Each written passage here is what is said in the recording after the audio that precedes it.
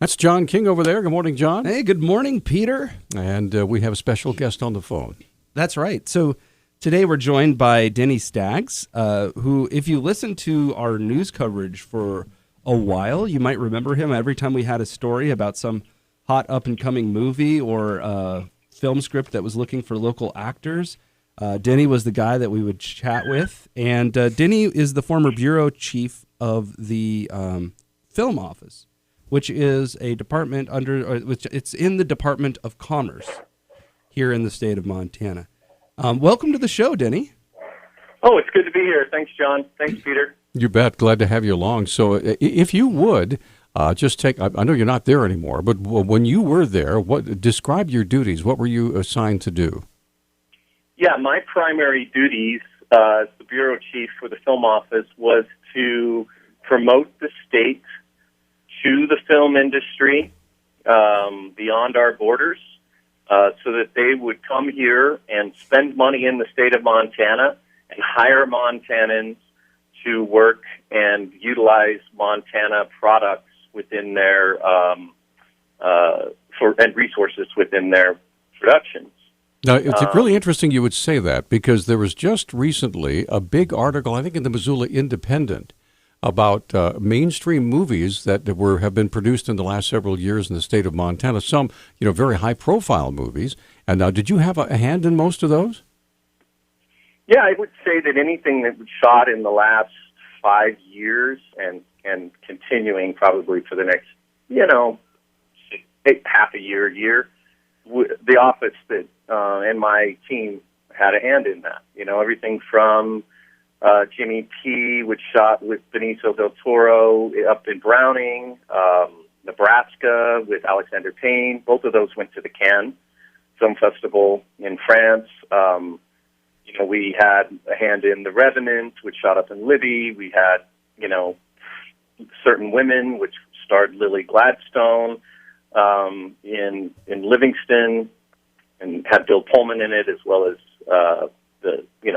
several other films that had shot here. Yeah, we were pretty aggressive in our promotion. A small little team of 4 people, a budget of about $640,000. That includes soup to nuts, from salaries to benefits to promotion budget.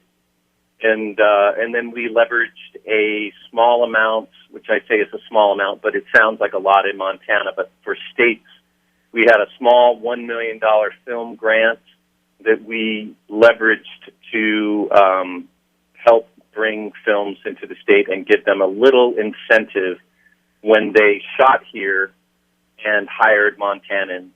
And we utilized. They had to do the project first before they could get the money. But it was, other states would offer hundreds of millions of dollars, tens of millions of dollars to lure big projects, and we just didn't have that kind of money. But Sure. we were very targeted in trying to get those small independent films that wanted to shoot the entire movie in Montana. We knew that, The Revenant or Nebraska would want to come in for shorter amounts of time and spend money. The Revenant was here for 10 days a couple of times, and Alexander Payne's film in Billings was here for about 10 days as well. So just to give people that don't really understand this industry a little bit of a concept of what you're doing and how you represent the state, it's not just like a cool thing to have movies made here. These people bring money into the state. So when you say you're leveraging the grant, you're leveraging that to bring both advertisement of Montana and actual money into Montana. Is that right? What do you think is the gain as far as fiscal gain from these projects? Well, the fiscal gain is obvious if you're able to see how many people have to come together to make a motion picture or a commercial production. It's like a small factory, and we would use that analogy. It's manufacturing. So they come in and they're going to build this factory, and they're going to spend a lot of money building this factory, using all of the local resources they can because it's cost effective for them, and then they leave. The benefit to Montana is the only thing they leave behind is money. And, with Brad Pitt was here, maybe a few broken hearts. But, I think that, the great thing was that there's not a ton of infrastructure that is required because they want to use the local resources. And so, very little, dollars are required from the state, to help that project go. We just need them to land here and want to be here. So it's that dangling of the carrot, and our locations and our great workforce was a big part of that. But the competitive nature of the industry was that if we wanted to film over New Mexico or over Canada, we had to offer some sort of incentive to get them here, just enough to stay competitive. And so I think that the big benefit is just the money that comes in, and it's new money. So it's not money that's already in the system coming in and going out and coming back in. This is new money that never would be here if that project had not dropped. Now, Denny, we got to go to a break, but I'm going to tease the next segment by giving everybody a quick heads up. Denny no longer works in this job, right? He left the department after what he saw, if I'm not putting words in his mouth, as some corruption and mismanagement in the Department of Commerce. We're going to get to that after the break. All right, stay with us. We also have 3 lines open at 721-1290. Okay, we're back. 721-1290 is the number, 1-800-568-5309. John King is right there. That's right. So we have Denny Staggs joining us on the phone, and go ahead. Yeah, before the break, we were in a Brad Pitt-smeared world full of love and happiness where The Revenant was happening and other stuff was going on. And then I kind of gave people a heads up that you no longer work for the department. So let's jump forward a little bit and talk to us about why you left. Well, it just sort of became apparent to me that I felt like I could probably affect the industry of film in Montana outside of government more than I could inside of government. And there were a number of things that occurred to make me feel that way. And, the film office was established in 1974. And had been a very important part of Montana Promotions Division in the Department of Commerce.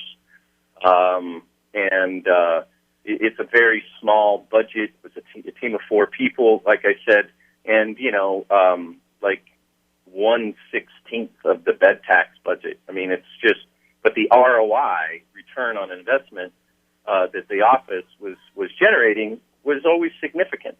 It was significant because that was the only office in the state and the only entity in the state of Montana that was directly promoting to businesses that were looking to invest millions of dollars in the state of Montana without much need for a return to them, other than just having a soft bed to land in. And so when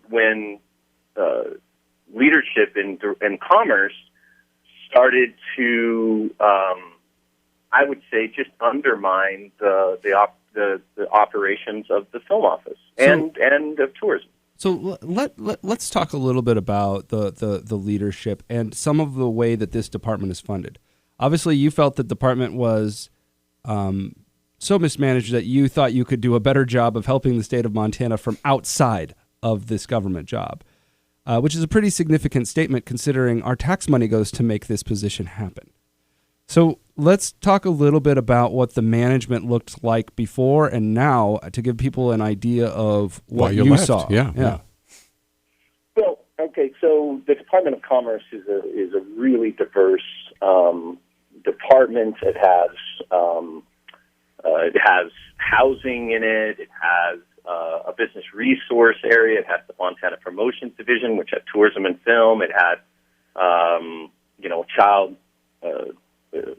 the other welfare and other entities. Very diverse. So part of the department is funded. Most of the department is funded under House Bill 2, the budget that is legislated by our legislative bodies. and then the Montana Promotions Division, which had tourism and film office, is funded fully by the a portion of the Montana bed tax. So the reason they did that, the legislature did that back in I think the late 80s, 90s, when they established that, was that it was like, if you do a good job, your budget goes up. If you're not doing a good job, your budget goes down. It's not coming out of the general fund.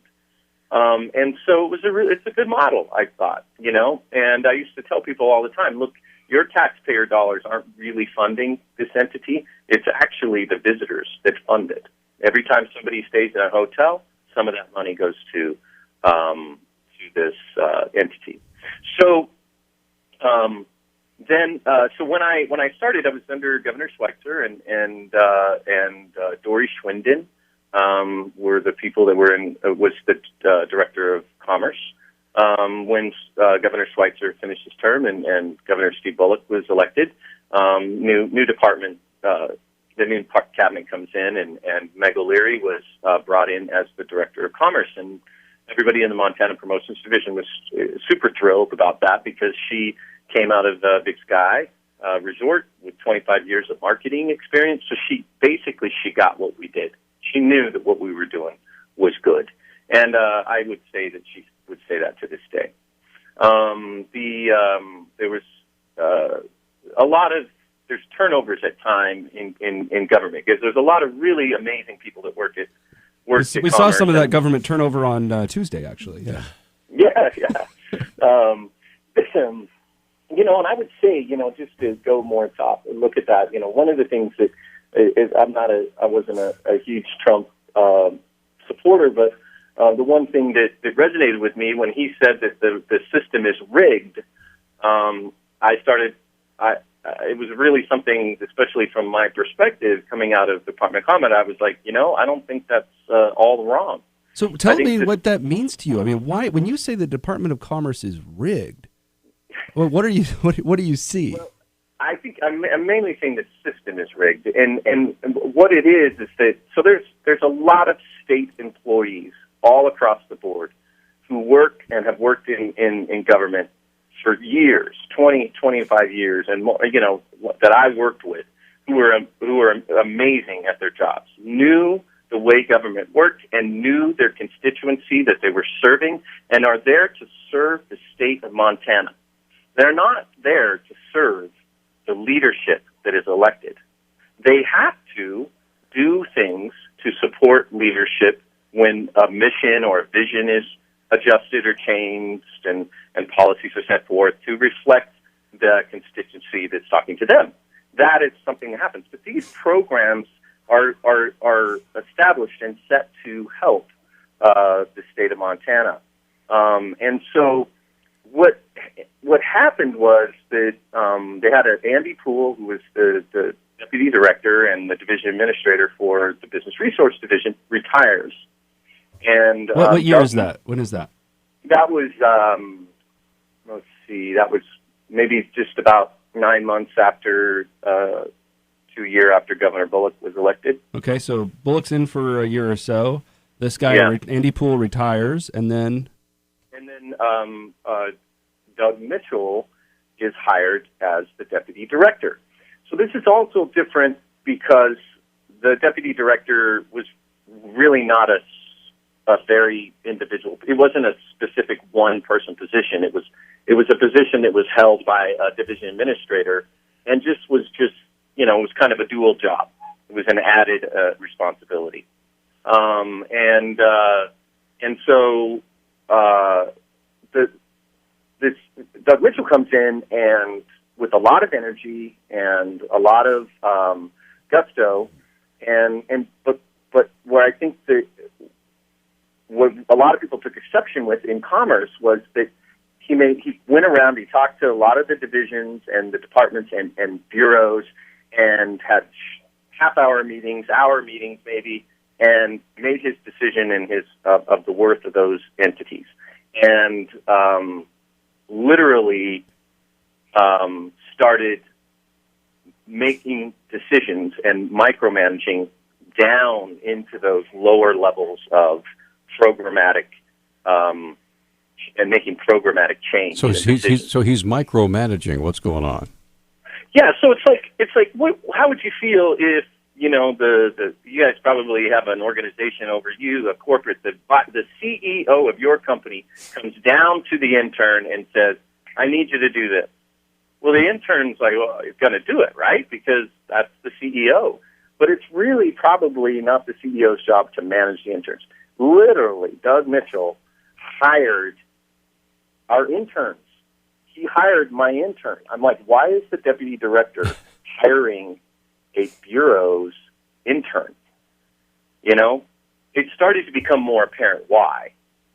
And these things. We'll hold that we'll get to the apparent why after the break, okay, Denny? Yeah, we're getting to we're like peeling an onion here. There's a lot of background here. It's an atypical talkback show. So we're gonna come right back. 721-1290. Denny Staggs joining us, formerly of the Montana Film and Travel Office, and we'll be right back. Okay, we're back. 721-1290 is our number. 1-800-568-5309 is our toll-free. You can also get us on Facebook, and we have Denny Staggs on the phone. Yeah, so to catch you up, you've got the Department of Commerce. There's two sections of it, two piles of money, if you will. One pile of money comes from House Bill 2.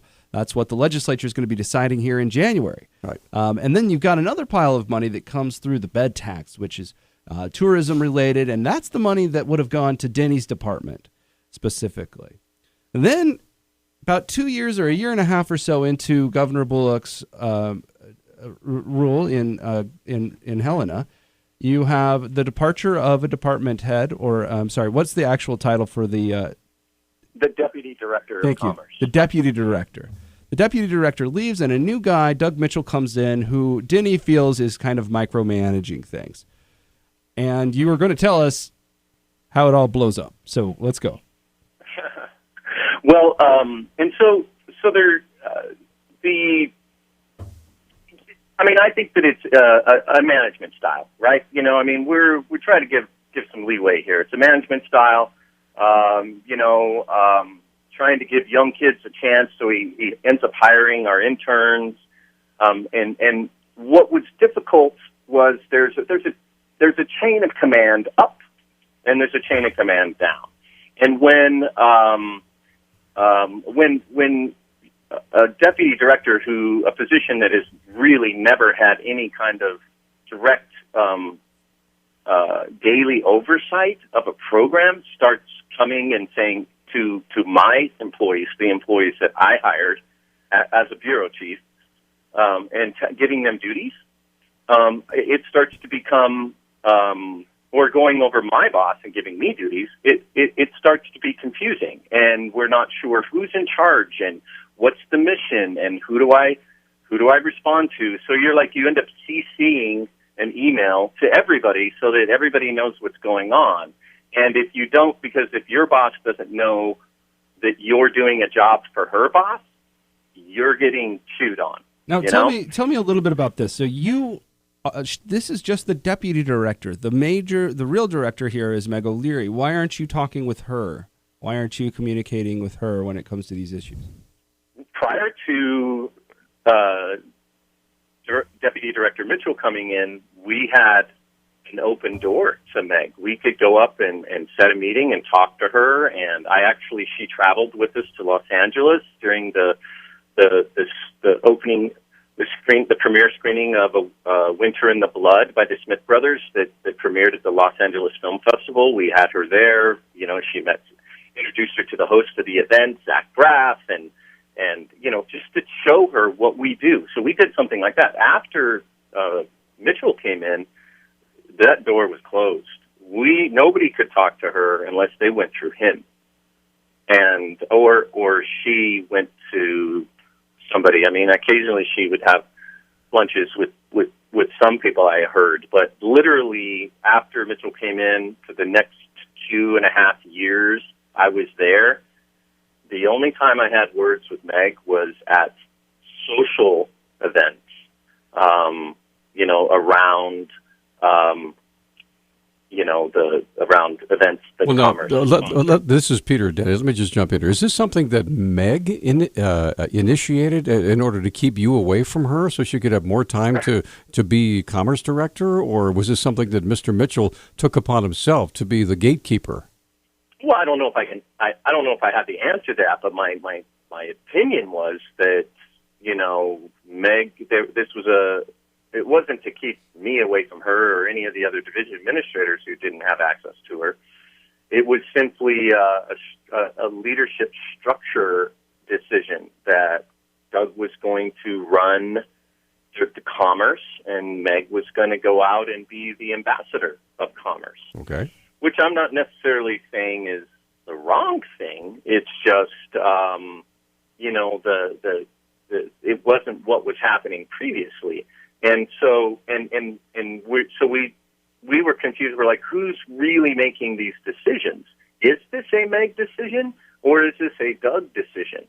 Because we really felt like any communications we had with Meg, she was always positive and supportive about what we were doing in our bureau. And at one point, I had a bit of a run-in with Doug and I about the way we were promoting our program. And I said, I have an email here from Meg explaining to her what we are planning to do and why we're planning to do it. And she said, thank you, Denny. I support everything that you guys do and love what you're doing. Very simple answer. And he said, oh, that's just an email. Wow. And so I'm like, okay, well, that's, from the director. So it became, the leadership style was, it's like you want to be straight with people. And we were, in government, you got to be straight with people when you're talking to your constituency, and when Mitchell came in, it became a much more politically driven initiative. And that's where I had a lot of problems. Sure. And I don't think it was being handed down from the governor's office. I think it was Doug Mitchell comes from the political operative world, which means he is a person who does things to operate in the political environment. He's not a front man. Okay? So he does, basically, from what, we're up against a break, but let me just see if I can clarify this. So what you're describing is someone who doesn't do what you do. He doesn't see the world the way you do, right? In that you have a specific job to do, to go out and invite people and entice, if you will, people to come in and make films. But it sounded like he was all about the process, that being under his control. So we have a couple of folks that want to visit with you on the phone when we come back from our break. So stay with us. Denny Staggs joining us, and he's going through kind of the history of why he left that program, and we're going to get to that in a minute. Mm-hmm. Yeah, we're back on Talkback. 721-1290 is our number. Denny Staggs joining us on the phone from Helena. But we do have folks who want to visit with you, so let's get right to it here and say good morning to, I believe Pete is up first. Pete, good morning. You're on with Denny Staggs. Hi. Good morning. I just want to make a comment. I think what may be happening on there, and I'm very familiar with Commerce, had to deal with them off and on for many years. Andy Poole was a wonderful, very competent public administrator. And the governors and administrations would change, but Andy would remain there regardless of who was the director. And he kept that thing running like a machine. And it isn't just Mr. Skaggs' department that's pulling their hair out under the current regime.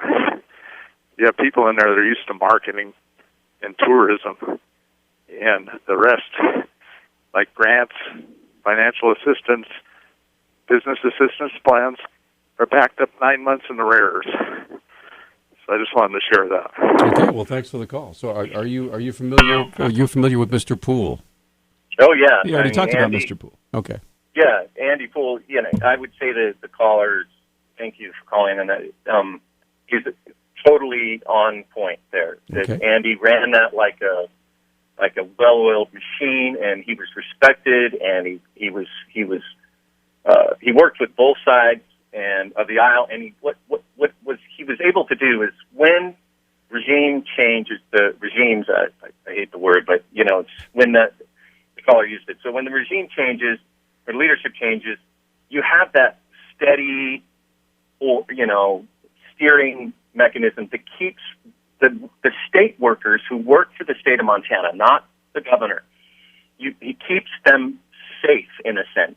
They know that their programs need to be there and function, and he keeps that communication back and forth between the director and the programs to say this is what they do.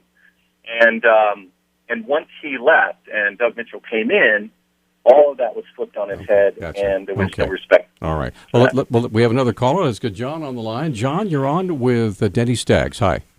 Good morning. I just have a comment as a taxpayer. I guess this is proof positive why we have Donald Trump as our president. Just listening to this guy talking here, I can see no use for the entire bureau. They just need to close it and fire everyone and just forget about it.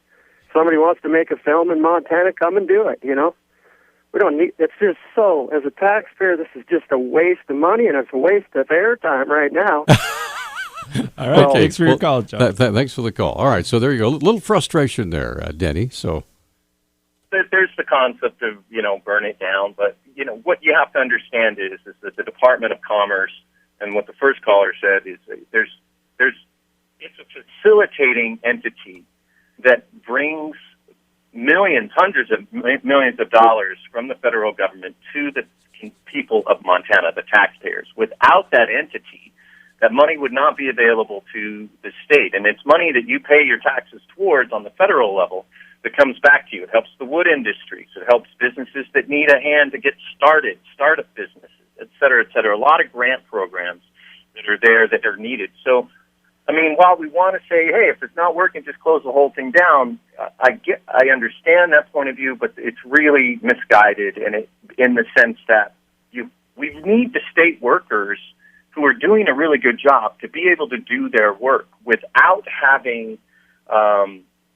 political operatives come in and change everything. And interesting, Doug Mitchell put himself on every grant committee that department offers.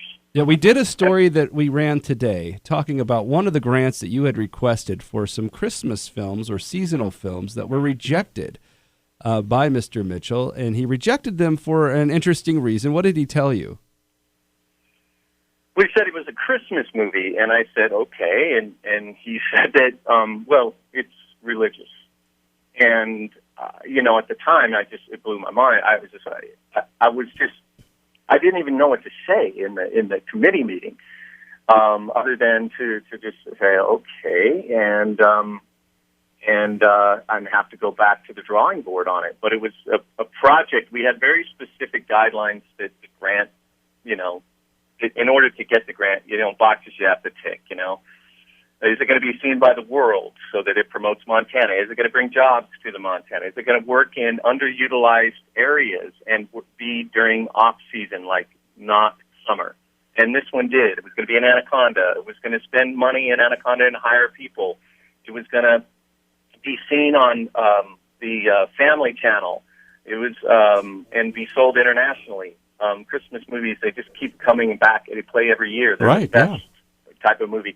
And so it hit every mark, and it was a small ask to two films in the $350,000 range asking for about $70,000. And we had the money at the time, and he said no. And it was just I couldn't get it. And I had to go back to the producers and say, I'm sorry, we can't give you the grant. And I didn't say why, but I just said, we just weren't able to release the money from the committee, and they went to Canada and made their movie. We got to go to another break, Denny. When we get back, when we talked the other day, I stopped the conversation in the middle and I said, "Isn't that illegal?" I think those are the exact words I said to you, and it was partially due to a reorganization attempt. And we talked earlier about these two pools of money, one coming from House Bill 2 and one coming from the bed tax. And apparently, the two pockets were ripped open, and they all went into this reorganization. And we'll talk about that, and we have a caller on the line. We'll get back to that in just a few seconds. Stay with us. Oh, yeah. 721-1290 is the number, 1-800-568-5309. Go ahead, John. Yeah, so there's a couple of things I really want to get to before the show's over. There's two of them. One of them is making some headlines. There's some whistleblower lawsuits here in the state of Montana.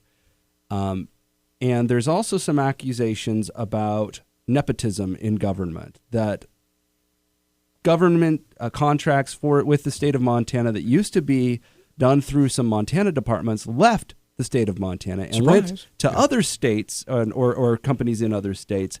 And one of the arguments that has been out there that they went to these other states was because friends of family and connections to people that were in power. Is any of that true? Well, I think that everybody always, wants to work with people they trust, right? Okay, so, and there's a process that in state government that is pretty, really well managed by the Department of Administration. But they can't know everything, and everybody's supposed to disclose any type of previous knowledge of, through the ethics, clauses and such. But in our situation, we worked with a really great company out of Missoula as our ad agency for the film office, and that was Partners Creative. And they did award-winning work with the film office, and it was just so happened that the one of the account executive for the film office, her husband worked in Helena with the Office of Tourism. So the same Montana Promotions Division, but two completely different bureaus, with two completely different jobs, never interacted with the agency whatsoever.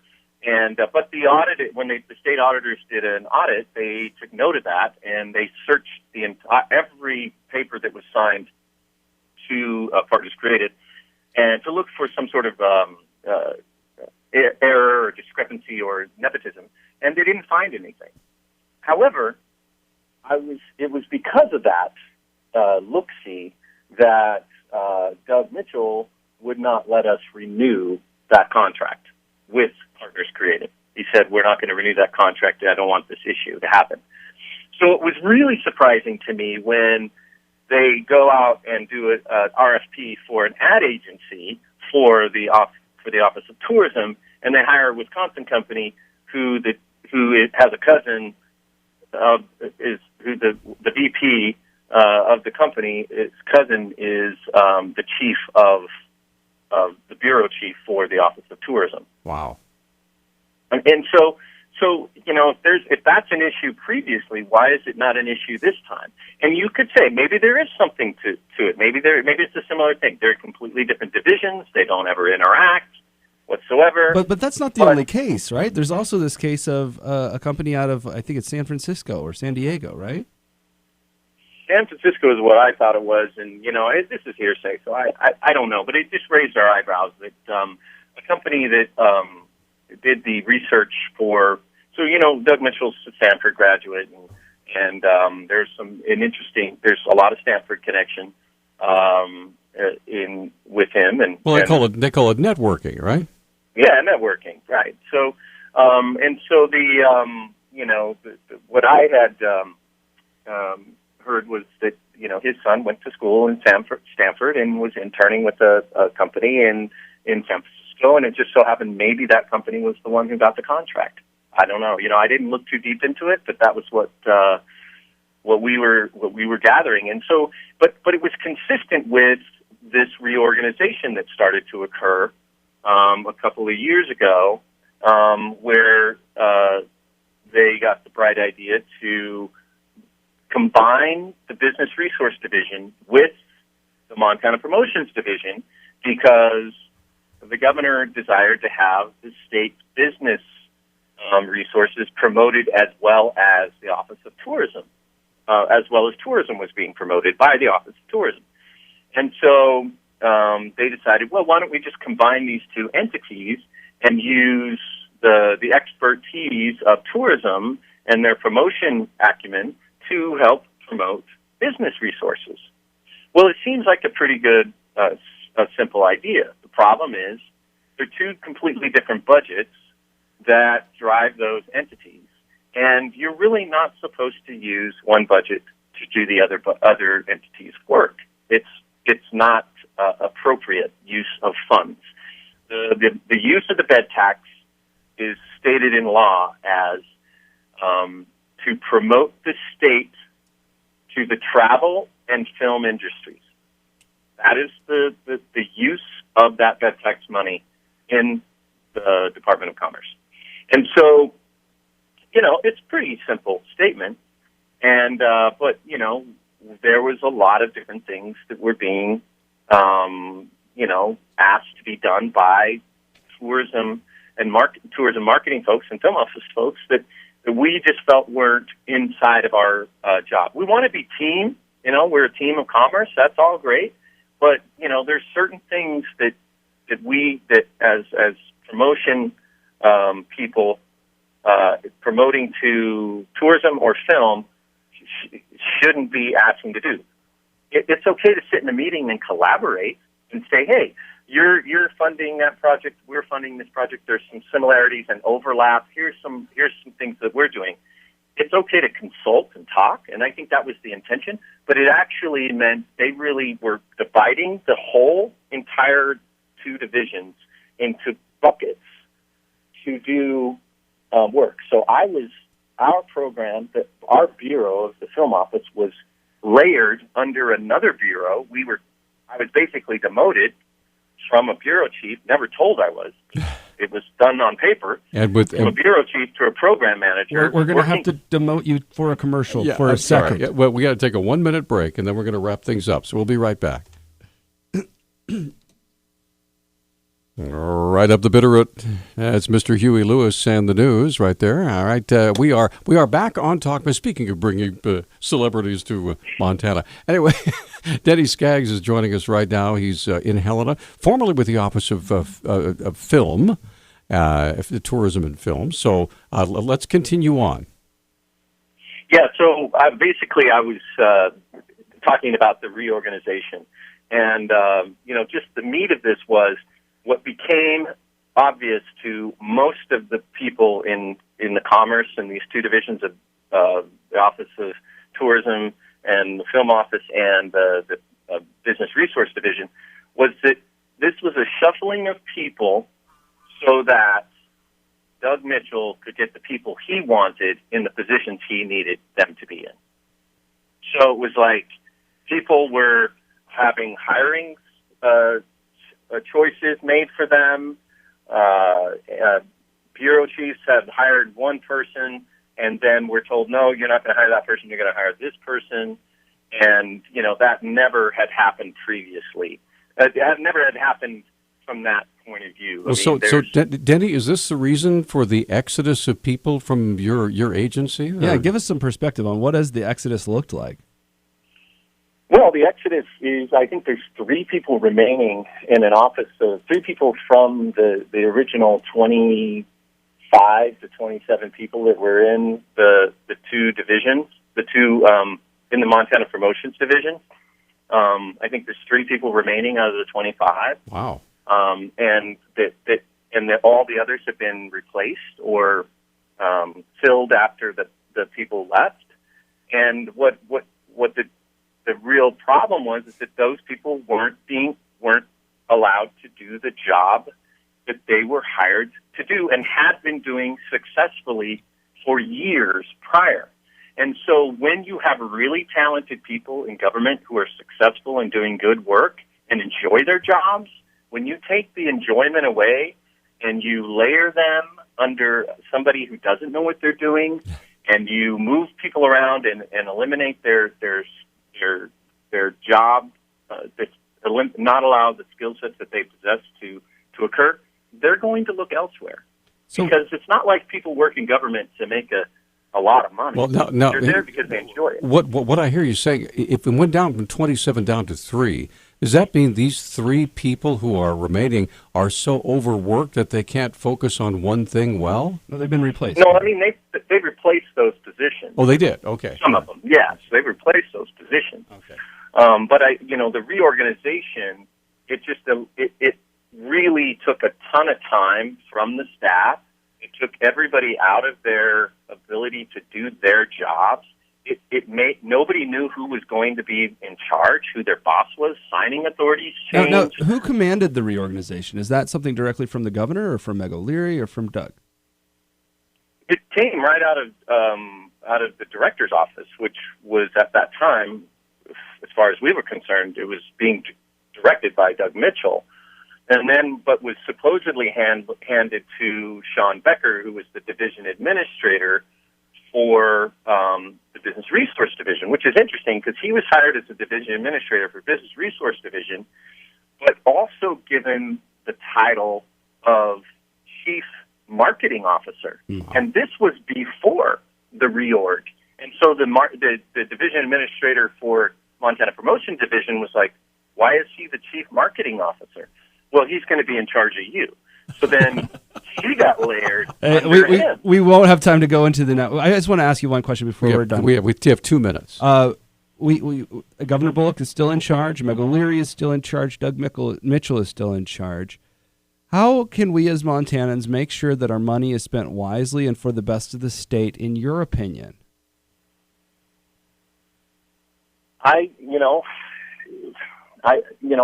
don't know really how to answer that question. I mean, I don't think this is a Governor Bullock issue, other than maybe the choice of leadership that is made in the Department of Commerce. But I think that the main thing is to go to the Tourism Advisory Council.